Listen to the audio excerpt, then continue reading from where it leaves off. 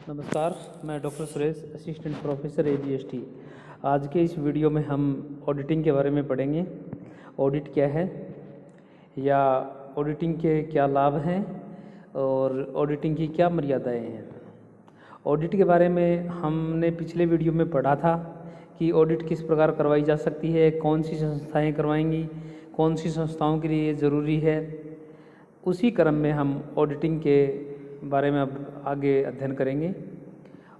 यहाँ पर हम ऑडिटिंग के अंकेक्षण के लाभ क्या हैं, ऑडिट करवाने से क्या लाभ होते हैं, उन लाभों के बारे में अब अध्ययन करेंगे।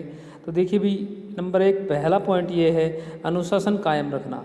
ऑडिट करवाने से किसी भी संस्था का अनुशासन कायम रहता है, अर्थात वहाँ पर खाते नियमित रूप से तैयार होते हैं और किसी प्रकार की कोई गलतियाँ होने की संभावनाएं कम होती हैं, क्योंकि संस्था के कर्मचारियों में या कंपनी के कर्मचारियों के दिमाग में ये रहता है कि हमारे बाद हमारे खातों की जांच ऑडिटर करेगा, तो इसलिए वो अनुशासन रूप से कार्य करते हैं। नंबर 2 भ्रष्टाचार की समाप्ति।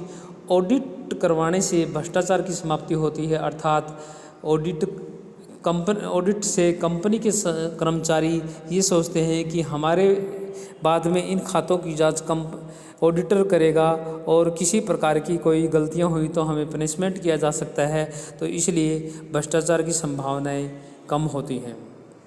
अनियमितताएं, चोरी, गबन का प्रकट होना। अगर ऑडिट करवाते हैं तो खातों में किसी प्रकार की अनियमितता, चोरी या गबन होता है तो ये प्रकट हो जाता है, अर्थात सामने आ जाता है, जिसको समय रहते हम उनको दूर किया जा सकता है। कर्मचारियों प्रबंधकों को सावधान।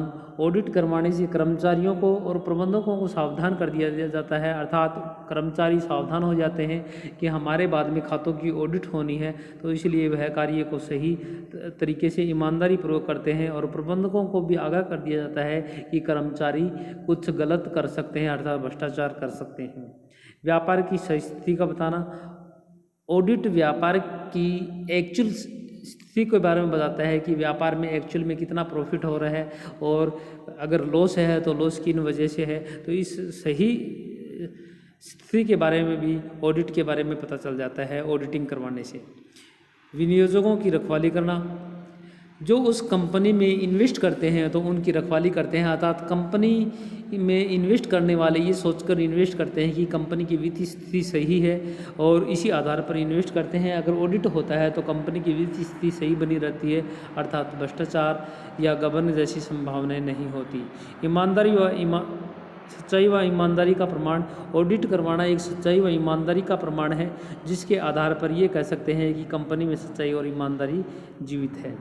कर्मचारियों की कर्मठता योग्यता का प्रमाण। ऑडिट करवाने से कर्मचारियों में योग्यता, उनकी कर्मठता का प्रमाण मिलता है। बहुमूल्य सलाह मिलती है। ऑडिट करवाने से बहुमूल्य सलाह मिलती है, ऐसी सलाह मिलती है जो बाहरी व्यक्तियों से नहीं ली जा सकती, लेकिन कंपनी की जो वास्तविक स्थिति जानता है ऑडिटर, वह कंपनी के बहुमूल्य सलाह देता है। हिसाब किताब को अधिक विश्वास किया जा सकता है। कंपनी के जो हिसाब किताब है उस पर अधिक विश्वास किया जा सकता है कि हम ये कह सकते हैं कंपनी का ऑडिट करवाने के बाद में उन पर ज़्यादा बिलीव कर सकते हैं। देखिए, इसके बाद में हम ये कह सकते हैं कि ऑडिटर की कुछ मर्यादाएं हैं या ऑडिटिंग की कुछ मर्यादाएं हैं, उनसे बाहर ऑडिटिंग कार्य नहीं कर सकता। ये मर्यादाएं कौन कौन सी हैं, देखिए भाई। नंबर 1 अंकेक्षण 100% शुद्धता की गारंटी नहीं देता है, अर्थात ऑडिट करवाने से ये नहीं कह सकते कि खाते 100% शुद्ध हैं, उनको 100% शुद्धता की गारंटी नहीं दे सकता है। अर्थात एक सामान्य विवेक का व्यक्ति, मतलब खातों की जिस प्रकार जांच करता है उस तरीके से जांच हो जाती है, अर्थात ये मान के चलते हैं कि खाते सही हैं, लेकिन हम ये नहीं कह सकते कि खाते 100% सही हैं। अंकेक्षण द्वारा सब गबन आवश्यक रूप से प्रकट नहीं होते। कई बार इस प्रकार के गबन किए जाते हैं कि जो बहुत ही चालाकी से, माइनर तरीके से गबन किए जाते हैं, ऐसे गबन को ऑडिटर के पकड़ में नहीं आता है, अर्थात प्रकट नहीं होते।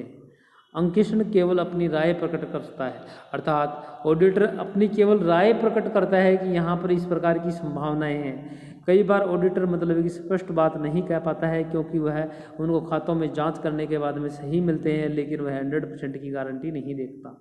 कर्म और अंकेक्षण कर्मचारियों को पूर्ण ईमानदारी का प्रमाण पत्र नहीं देता।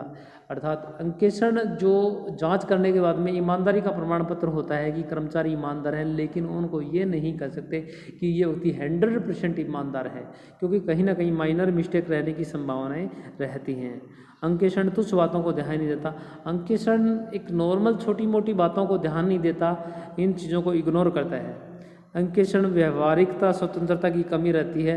अंकेक्षक ऑडिटर के व्यवहार में व्यवहारिकता और स्वतंत्रता की कमी रहती है।